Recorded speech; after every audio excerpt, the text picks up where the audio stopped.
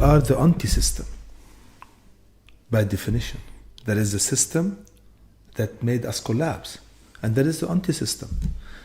Now, it is by definition an anti-system. So it is not organized yet. Mm-hmm. It's not a system that is against a system. It is an anti-system that is against a system. And this is why I've been working very hard to turn this anti-system into a new system, into a new order.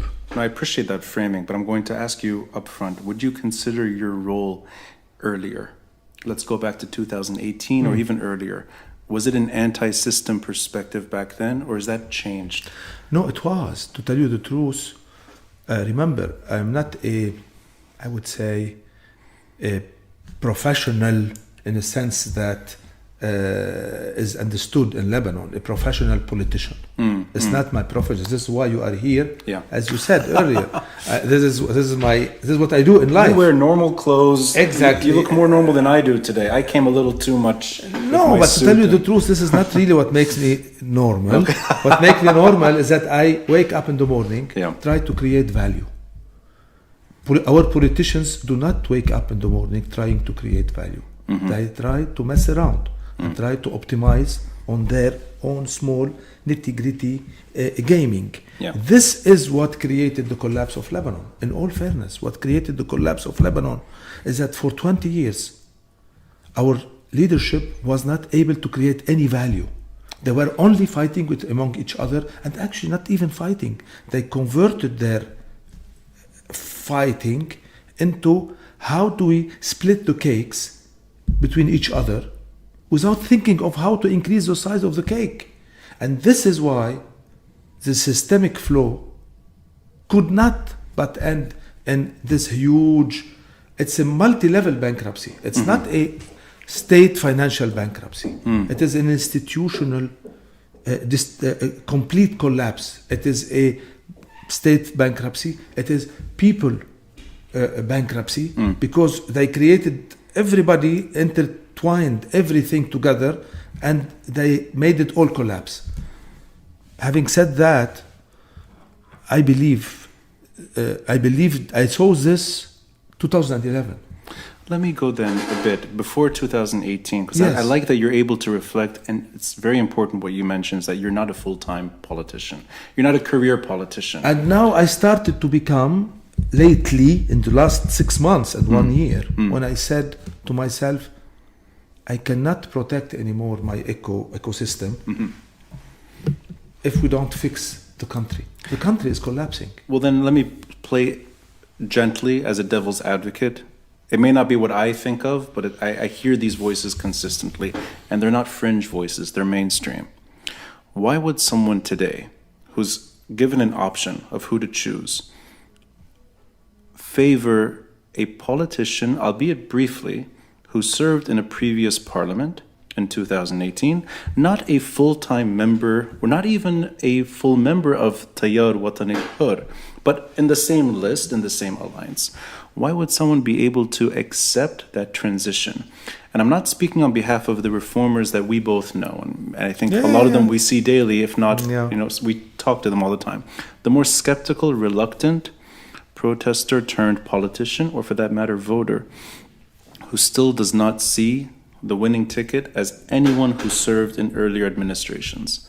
How can you persuade them? Very easy, very easy. I would look at it differently. I would ask them, how can you vote for somebody that's not tested? At least, people like, I don't want to be selling myself here. I just want you to know that think back in 2018. Those that did not move when the boat was sinking and stayed home, enjoying their life, putting their money in the banks and enjoying the 17% interest rate, the rape of the economic system in Lebanon, which means they wanted and they were enjoying making money without working, whereas people were working day and night like us, creating, and we were suffering as the largest employer of Lebanon and creating value every day. When the banks started to take the 12% interest rate on the dollars, not on the Lebanese pound. Yeah.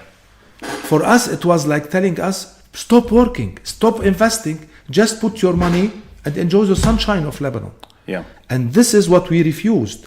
More importantly, You refused as in as an investor. As an investor, not as a- yeah. As an investor. Yeah. And then as a activist, let's put it like this. Yeah.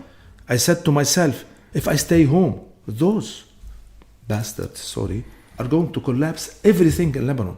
I saw the black hole coming. And this is before the Swelling. resignation. Before No, the that was this- before I entered parliament. Oh, before you entered 2017. parliament. Oh, I see, saw I myself. see. Yeah. I saw exactly what. Let me tell you why I am today doing what I'm doing. Yeah. Because in 2011, I was head of the Industrial Association. Yes. I saw that this country is going to bankruptcy because it was very clear for 10 years we were growing, our economy was growing at 1%, Yeah. and our debt was growing at 7% every year. We were not creating anything. We were we were rewarding not doing anything. Yeah, that's true.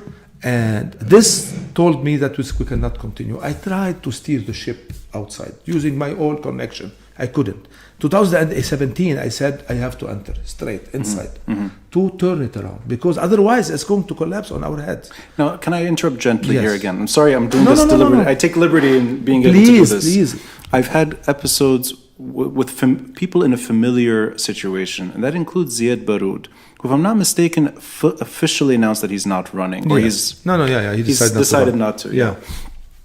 I sense that there is a problem for independence with To affect events.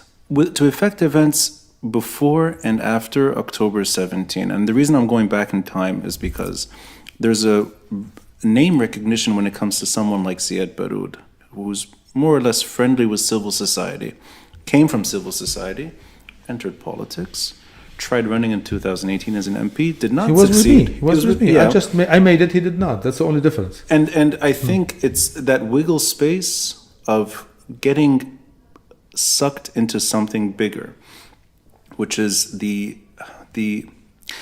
unpopularity of any ticket that was in the regime and is still in the regime. That could be the Free Patriotic Movement, it could be any party. That there's some baggage added to the independence today. And I'm wondering, how can you address that baggage? If you give me, Yeah, of course, sorry, trying, yeah. This is what I'm trying to do. Sure. This is what Yeah. I'm trying to do. I should learn to shut up. Yeah, no, but really, because I want you to live this journey. Yes. Because it's a journey. It's not a moment. It's unfair to look at it as a moment. Yeah. Because if you can look at it when I resigned, which is great, okay, everybody was happy. Or now I'm running, or before I run. You should look at it as a journey. You have to understand that every person, for me, every person that saw the collapse coming Yeah. and stayed home in 2017 is a traitor. Stayed home meaning did not run. Yeah. Is a traitor. This includes the Kuluna Watani crowd. This includes everyone. That anyone. includes every person that was giving ideas and staying home. Right, This right. boat is going down the drain. People that like me that saw it, and Yeah. others like me Yeah. that saw it and decided to do everything to change it. We have two ways to change things. First, you can hack the system. Secondly, you can destroy the system. We tried to hack it. In 2018. Yes, we entered inside and said, guys, we're coming inside to try to change this thing. This is why I was free, independent at that time. We ran under a name called Al-Insan Awalan. Right. Yes. People first. Yeah. We Which had is a actually complete- nice. I'm entering this Yeah, building. I see yeah, the signs from. Yeah. Yeah. This is the idea. This was the project that made me go and say, let's reverse things. Our people are going to go down the drain and collapse. Yeah. We have to change and stop this game of splitting the cakes between you guys. And I made it a condition that I became the head, the chair of the Economic and Planning Committee of the Parliament to Yes. try to change things. Yeah. This is where I discovered insight, and this is my discovery, that with 39, this block was a huge block, like more than 30, Yeah. 29 if I recall well, MPs. Supposedly, I should be able to affect things. Right. Okay, I understood that I could not. I resigned from the bloc. Then after the explosion of Beirut, Yes. I said we cannot anymore waste any minute with this leadership. We have to collapse it. I think you resigned 5 days after. I was the first to resign. The first to resign. So we resigned, and this is when I said, okay, now we have to rebuild everything from outside. We are going to take the toughest route. Mm-hmm. There was a faster route. It was to change from inside, which is have the vote of a parliament, of a new plan, of a new system change, of a new leadership that will come after the elections. We could not. We had to collapse. And I tell you, I discovered that with this leadership, and this is what I would like to tell you, what I discovered and share with the people. I always thought, Ronnie, I swear, I always thought in the last 15 years that we have a system deficiency in Lebanon. I discovered after my experience, my 2 years into parliament experience, that we have a problem with the system, but the biggest problem is with the leadership quality of Lebanon. So the leadership quality of Lebanon, because they are coming from the civil war, they changed their clothes after the civil war, shaved, and went into politics. Warlords. This is the real issue. I'd like to push as far as I can. Yes. And I do this out of respect for somebody still believing that change can happen this way. And I subscribe myself to reform from within rather than throwing the whole thing away. I believe in small steps. Even when small steps look so bleak, I still think Lebanon is an old idea, it's an old experiment, and it still deserves its chance. And I think reform is the way forward. And that umbrella should include anyone who's willing to reform, whether they've been in parliament before, whether they participated in the civil war. I think reform is necessary in everyone and every party. That said, I don't see fundamental circumstances changing. I agree with you. And sorry, except one thing. Well, but when you said leadership, and I assume by leadership you meant more in the communal leaders that emerged in the 80s and the 90s that are still with us today. Yes. I think of their destiny as either absolute failure or needing to reform, and they don't think they have any other choice. They missed the train of reform. That said, the conditions that kept that crowd around, I don't think have gone. And these are conditions that may be beyond Lebanon's control. So how would someone like you, who still is trying, you're losing time and effort and space and probably... And energy. And energy. We're dying, man. Yeah, we are dying day and night. You're spending... We're living our life, our work, our families. Right. Because we decided to climb Mount Everest. But in that climb, yes. if the conditions have not fundamentally changed for reformers, yes, why would your chances at winning, or let's say your victory, change anything? Yes, because first of all, there is faith in life. Faith doesn't work on probability. Faith with 0.01%, you can turn it into 100%. I have faith that if we do the right thing ourselves, the stars will align and save us. I believe that we have to come up with a clear, and we came out. This is why when I left the parliament, I resigned. Yeah. I came back as a candidate, not as a person, but as a project. We called it projectwatan.com. Yes. Yeah.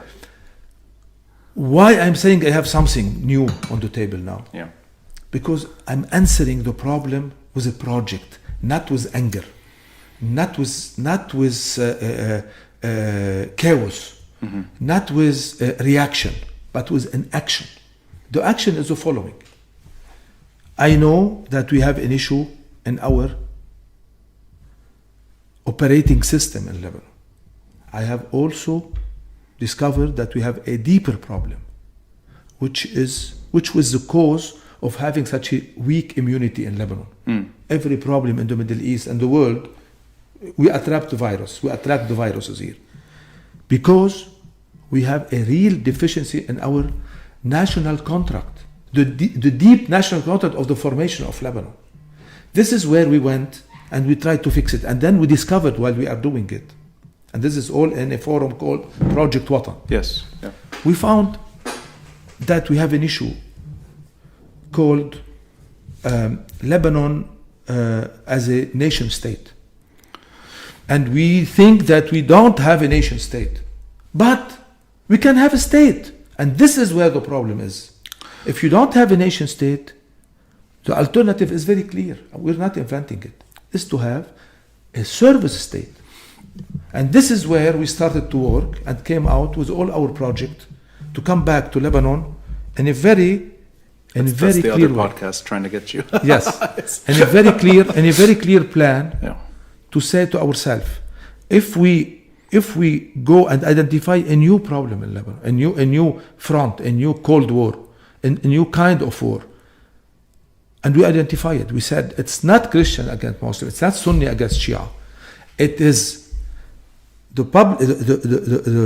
we call it al-manzuma, or the system, the system. I think al-manzuma is the system, basically. It is those 5-6 political leadership that stayed 20 years with each other, that basically the political establishment of Lebanon invaded the administrative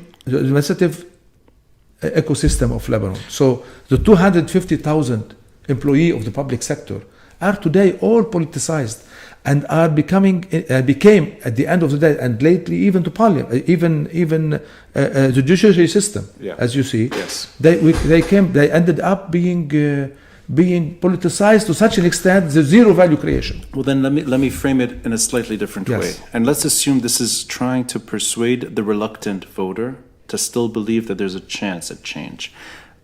The fundamental issues, which I think you hinted at, and I like your reference to operating system and viruses. I can see it as a very slow, sluggish computer. There is a virus that is particularly not Lebanese in that, and I think you echoed it in a way, that this country is still paying a huge price for not being the kind of country we aspire to.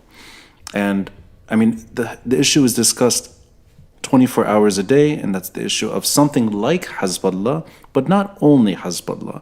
The way that this group can circumvent the state or maybe paralyze it. I don't understand why a reformer would be able to make fundamental change so long as that type of issue is beyond reformers. And I'll say it in a different way.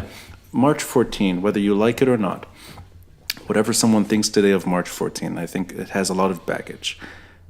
There were majority victories in parliament in 2 elections, in 2005 and 2009. A majority win that could not even yield an opposition-like pressure against anything. I'm assuming this time around, it will not be a majority October 17. It'll be a solid minority, and there will be a healthy bloc that is trying to hold the regime to account. I don't think anyone can do much about that existential issue, whether they're accepting it or fighting it. So why should we trust somebody in parliament who has the noble goal of change, but still cannot address something so fundamental, like what Hezbollah represents right now? And I don't want to make it about them. I want to make it about the fundamentals of a nation state you described, or the fundamentals of a country that can actually lead its own destiny. Look, I want you to go with me on the search of answer for this. The path that I did, me and my colleagues, when we decided to form like a group of multi-sectarian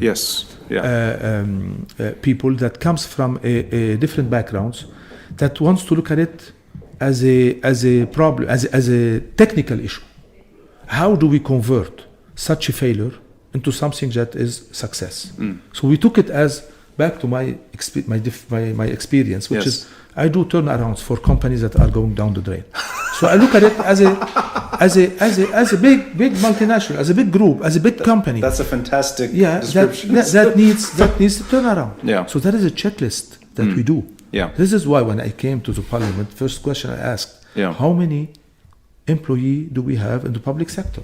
And so anyway, which the number I'm assuming is bloated to the point that if we open the subject, it will take the whole thing. We can talk about it later because I discovered a lot of things and I have answers. Anyway, so I went. So when you look at a company or at an organization, let's put it like this, or a body. In this case, it's a body called Lebanon.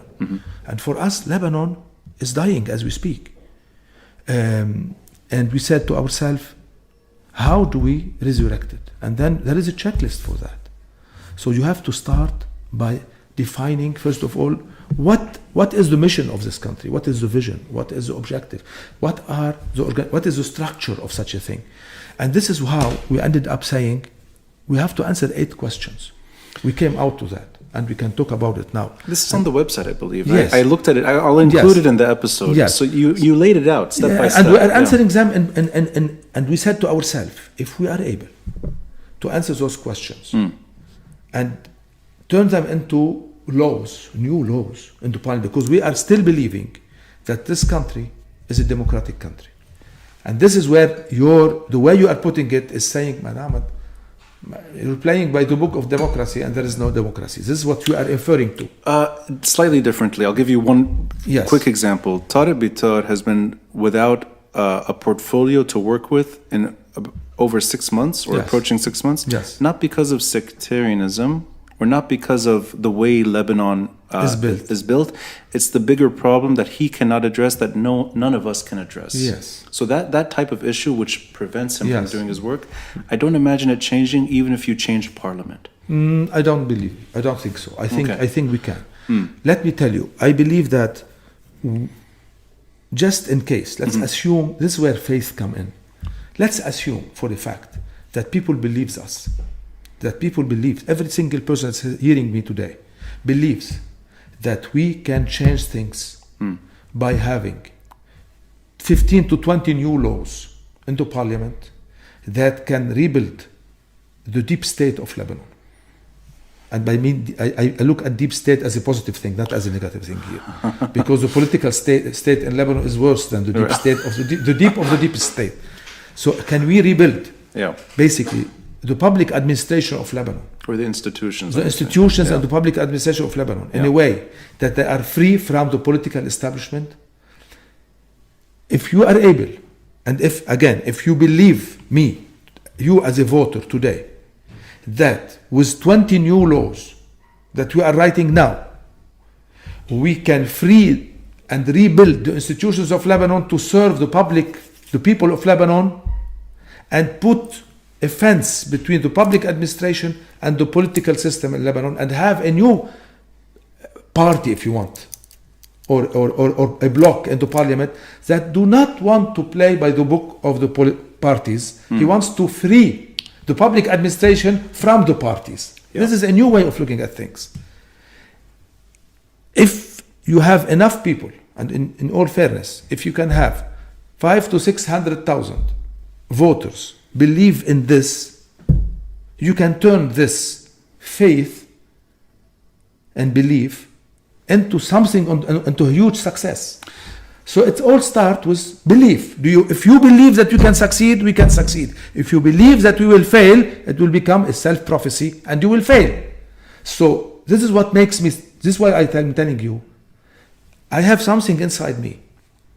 If I do my job right, if you do your job right, if everyone in this 17th of October anti-system whirlpool, because it is what it is now, if we do our job right in good faith, without the ego that comes with political establishments and political gaming, we will build a new country. It's as simple as that. Back to your original question regarding somebody that was into parliament and resigned after 2 years, compared to a new version, politically version player. If you like it. Well, I want them to keep their virginity then. Yes.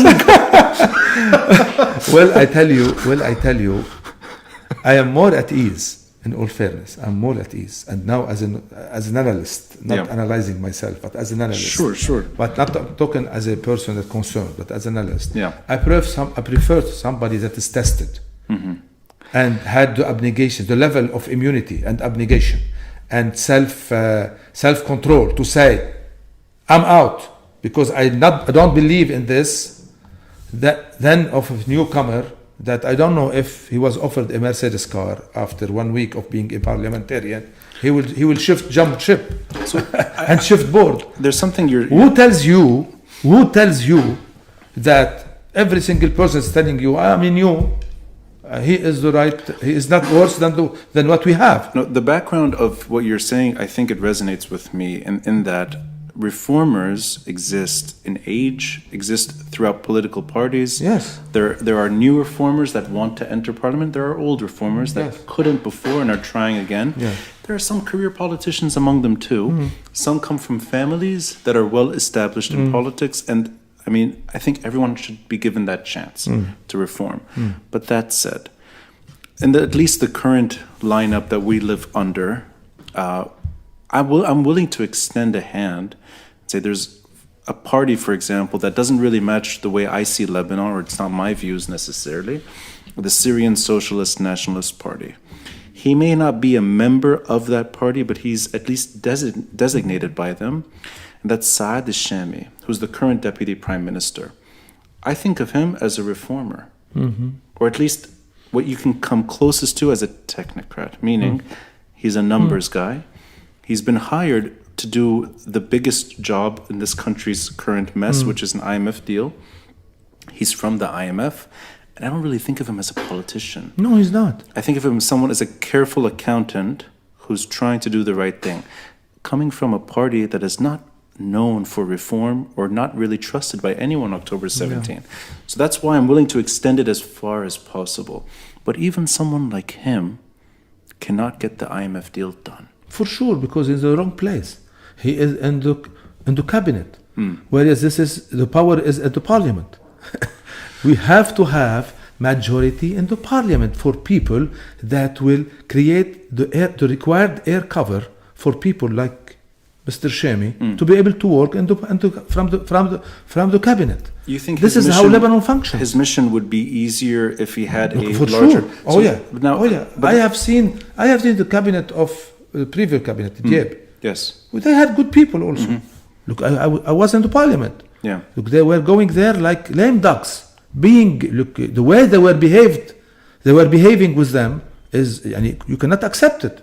I couldn't believe that what I was hearing. How were they able to stay in the room? Actually, they were shouted at. They were messed with their dignity, and because they had no air cover. But that kind of duality, where the parliament is going to be probably a minority opposition, backed by October 17 friendly names, and a cabinet that could potentially reflect some of that. Yeah. I would go the other direction as well. The party that is not in October 17, not considered part of this uprising movement, the Lebanese forces. Their slogans are all over the highway. Their message is clear. What they are seeking, it's well understood. But even if they gained votes in parliament, which probably will happen, I don't think the issue of sovereignty or a disarmament of the last militia in this country I don't think it matches anything that they can do in parliament. I think it's completely out of their control.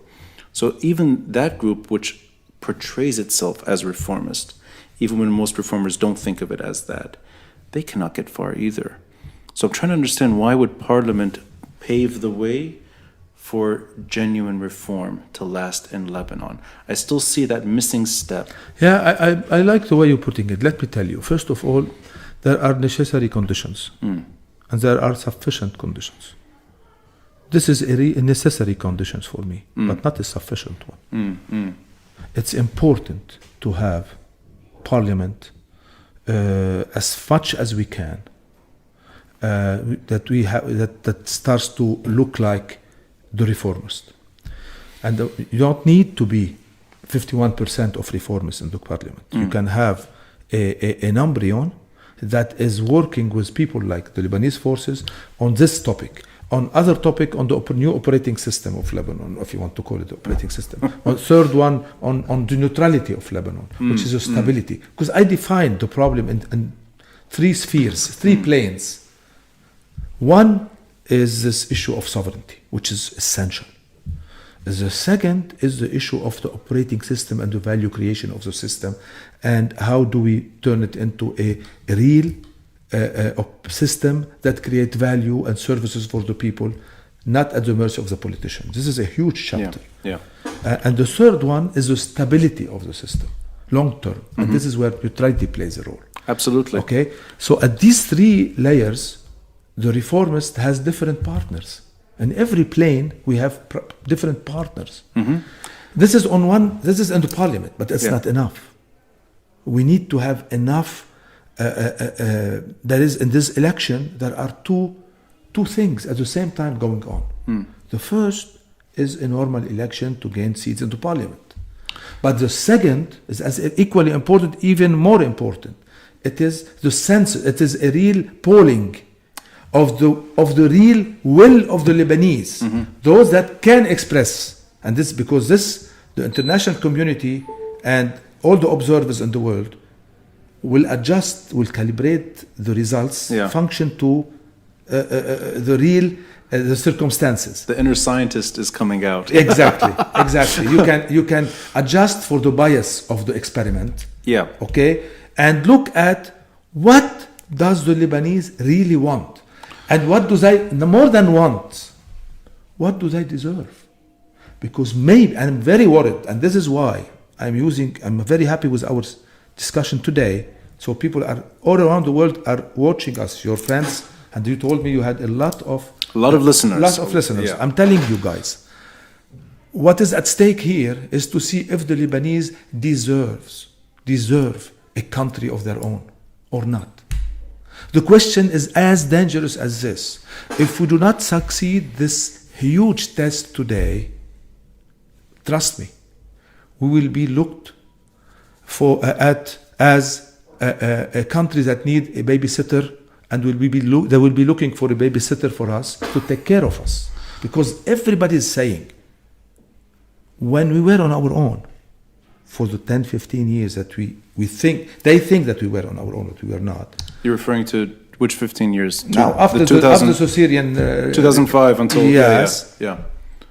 The garbage went out of our ears. Literally. We were not able to remove our garbage from the streets. And this is where we want to prove to everybody, no, we were not on our own. We had a flow from within, and we want to correct it. I agree with everything you're saying. Yes. I think there's very little to disagree with in the way you're dissecting what feels like a Lebanon that should have prospered and instead collapsed. I completely agree. But I'll try to offer an analogy. What you're describing, I think, is the similar aspiration that took many Lebanese to the streets many times, in that you have protests that want fundamental change. And going back a bit, I know they're not thought of the same way now, but in 2005, most Lebanese political parties that still exist today, the majority, signed up for something like March 14. Even though that ended quickly, even though it divided quickly, even though you had an opposition early on and then you had this unity that looked terrible in 2005, all of that aside, there were a lot of MPs that were reform-minded from the old parties that entered parliament. My memory of the years thereafter was every time an MP tried to do a little more than they were tasked with, they were hiding in a hotel or they were sent home. Yes, sir. Or for that matter, even a prime minister who's, let's say, unpopular at best, was deemed illegitimate for a year and a half. You had ministers that could not get far with their jobs out of real fear, and you had a climate that did not encourage reform. The climate, in my opinion, has gotten worse for reformers. Yes. Not better. The aspiration for reform has gone up. Yes. But the paralysis has gotten worse. Agreed. So why would a reformer be able to escape that nightmare better today? First of all, because I'm telling you that today we have a litmus test as we speak. This polling, this election is a test. If we do we deserve, if the problem was we want to prove with the results of the polls, not the election. Because this election is like a referendum. Right. In places where we assume that it's free enough to say that the problems that we had before, the garbage in the streets, the work that was not done, the failure that we had, Absolutely. was due because we are good. We had good people, but we were hostages, and we were being killed. And you know better than everybody about that.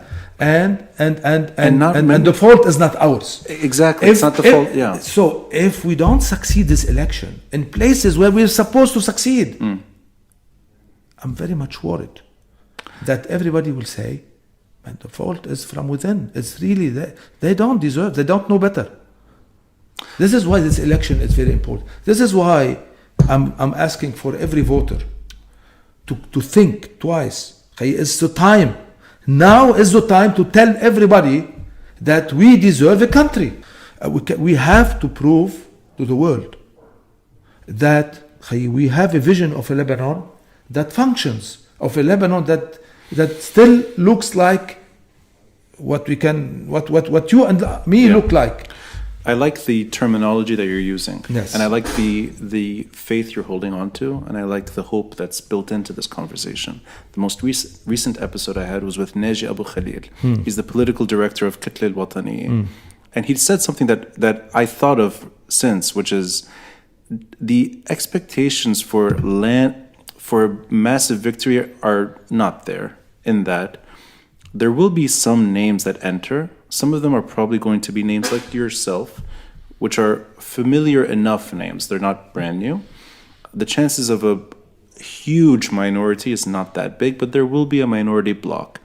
The way he described it is that even that is a success story for October 17, because it can apply pressure, and it can be a pressure point for reform. Do you see it that way as well, that would be deemed a victory? Even though it's scaled down, even though it's not what October 17 protesters thought of, but a new type of pressure within Parliament would be a justified victory for at least someone like you. Yes and no. If it's not what we get only in the Parliament that's important. It's what we do the first 100 days. Would we be able to have a bloc that has an internal system from within, an internal Politburo inside, if you want, that will be producing those reform plans, reform laws, and become like the conscious of the Parliament? What will we do the first 100 days regarding the Speaker of the House? What are we going to do about all of these things? Will we face those in unity? Do we know how to build the right alliance inside? Remember, this wolves start to eat each other in wintertime. If we know how to play our cards, they will eat each other, and we will not eat each other if we are not wolves. If we know how to organize ourselves. So the first 100 days. I will tell you if we have succeeded or not. If we know how to act. That's a healthy way of looking at it. So 3 months of work, which in itself is a litmus test on the opposition, and whether the population sees that as a success or not. And I like what you said earlier, that you can work with other parties on different agendas. On those 3 planes that are defined. All of this is part of Project Watan plan. So we have it written, we are preparing those, and I tell you, I wanted to campaign. If the election is we don't have time now to make the whole campaign on this. But we wanted to campaign on the first 100 days after election. That was part of our campaign, and we will be using it in the coming months. I'm going to include the website, and I think that's a nice title for the episode as well. And I want to just wrap it up. I know it took a lot of your time. You still have a TV show today. Okay. Well, I hope this adds some flavor. It's a warm-up. It's a warm-up. You mentioned something briefly once, and I liked the way you described it. In your free time, if you have any free time, your mind drifts to things that have nothing to do with this country.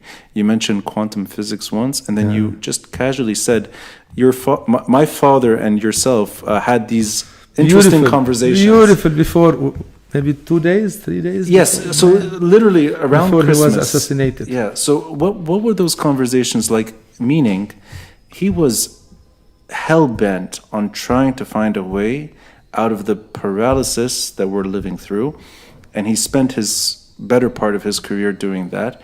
But you're talking about other issues as well. Can you just bring to life some of that memory, some of those conversations? It was a dinner in a place, and I discovered with your father that we had something in common that was not supposed to be there. I didn't. Right. It was a revelation for me. I was so happy about it. That he's into quantum physics, and it's part of his. I would say hobby. I would say his readings. Absolutely. And he was deep in it, and we knew a lot about it. And I so happened to be like him in this aspect, and we started to talk about it. And I understood him in one dinner so deep, because I could see why he's looking at those, and at the same time he's looking at the political problem of Lebanon. Yeah. Because really, in all fairness, it becomes a technical challenge, and this is Lebanon is a real chaotic system that we are trying to emerge order from it, but in the right order. And how do we affect? What are the conditions that will convert this chaos into something good? Because singularities exist. And how to use a singularity to take you where you want is a big challenge in system analysis and ecosystem control, if you want. Yeah. And this is where I enjoyed so much our discussion. And I could see in him really somebody like me, if you want, behind enemy lines. The political establishment is enemies for me. And I now am deployed behind enemy lines, trying to make the right change, sabotaging the political establishment to turn it into something positive. And this is probably why people like him were removed, because they create the real danger, and the silent, because they are very effective silently. Less noise, they are stealth. Now, I'm not stealth anymore, so they will not kill me, hopefully. No, well, I mean, I'll turn this into a slightly different, I'll change the mood a bit.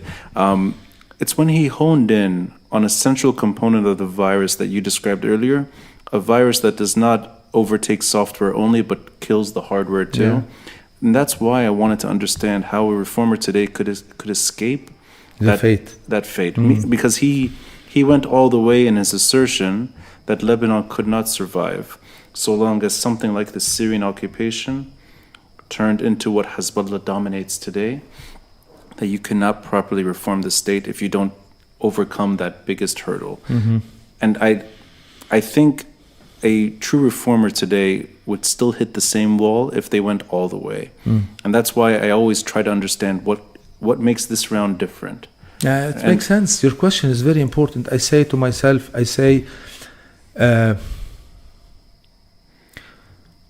I have some complaint to make about the first round.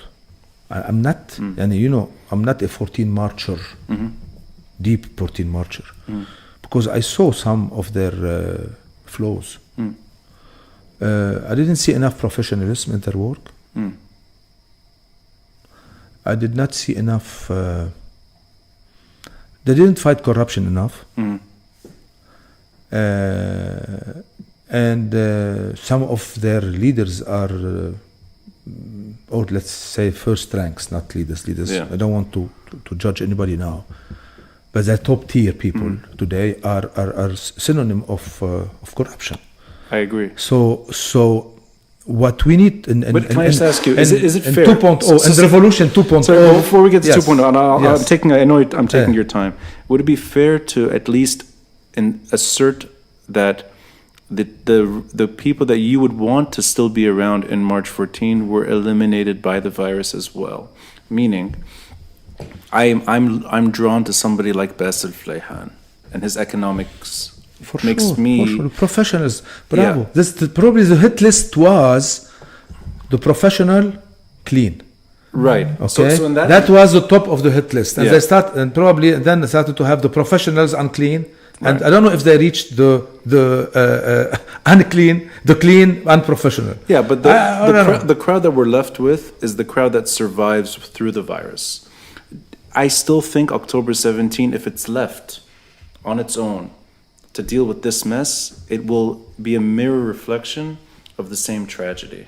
That you end up with the crowd that you don't really want. You end up with those that survive. I don't want to say that every person that survived is a bad person. Let's put it like this. Maybe they didn't get to him. Maybe they didn't need to. Yeah, I mean, yeah. they have lost enough momentum. Right. They destroyed the momentum with what they did. Which is, yeah. But I want to say that for sure, the top of the list were the people that are clean. Really, all of them that died. The martyrs of those martyrs are, I would say, very high on the ethics and the professionalism. This is no doubt. If you want to look at what is the common denominator of between them, is this, and this is really a painful thing. Yeah. This is decapitation. And Lebanon, we have a damnation in Lebanon. There is no doubt. Yeah. When you look at how many times we were able to make it, and then we had an inflection point. Absolutely. And our fate is to keep trying. And I want to end this discussion today in a positive note, and the note of hope. If we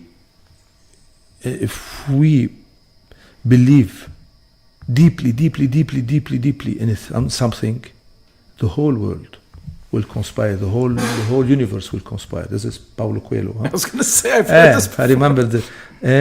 Will conspire to help us to achieve our goal. Our goal, we have to define it well. Defining victory very well is the start of a victory. We have to define. This is why in Project Watan we worked so hard in defining victory. Now, if you ask me, how do you want the new Lebanon? I can tell you, I have it and written in paper. I know exactly what the new president should do in Lebanon. What sort of president do we need to have? What is the reforms needed? Not to have Ta'if that goes into the clutch of Ta'if turns on, and then we go and still. No, we have bugs in the systems that freeze. We know what need to be done. How do you want to have the new decentralization law? We have it written. How do you want to elect the governors in Lebanon? We don't want any more assigned governors. Yes. We have all of, at least this is our version of the new Lebanon. The hard work that's being put into all of these policy proposals across the spectrum, whether it's a website like Project Watan or any political party that is trying to reform from within, I think requires sincere admiration. And I appreciate the hard work you're doing. I'm going to embed the website into the episode. Please. And I like the way you described it. 3 months, 100 days. We'll take it from there. And if possible, maybe we can catch up then and see what happened. Hopefully. Neemat Frem, Thank you. I appreciate you, it. Thank you. God bless.